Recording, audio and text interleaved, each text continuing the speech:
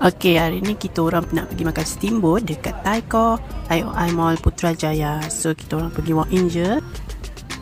Okey, terus skip. Okey, kat sini macam-macam ada ramen banyak tak. Kena korang DIY sendirilah. So yang ni anak Akmal tengah nak buat ramen dia. Okey, so dia ada station kat sini. Korang just masak je lah. Macam biasa, macam kat rumah juga. Orang pun ada macam-macam steamboat juga. Punya Akmal tak rekod lah tempat steamboat tu. Okey, yang ni Akmal tengah nak buat somtam. Somtam ni pun DIY lah sendiri. Korang nak pedas ke, nak masin, nak mana, nak apa semua segala, boleh tambah sendiri.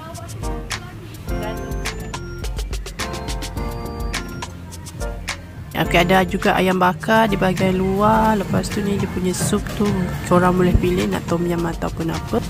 Okey, kita skip. Okey, makan aiskrim. Okey, yang ni pun makan aiskrim juga sebab dah kenyang. Okey, yang ni adalah birthday girl kita pada hari ini sebenarnya. Hari ini kita makan steamboat.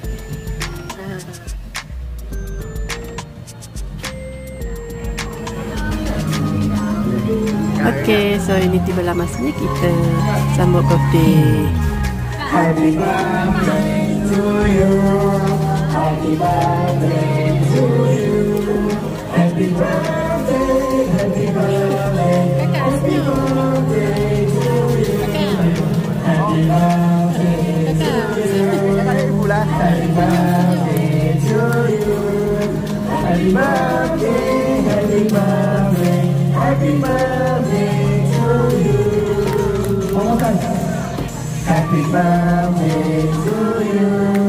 Happy birthday to you. Happy birthday, happy birthday. Happy birthday to you. Thank you. Cakaplah thank you. Happy birthday.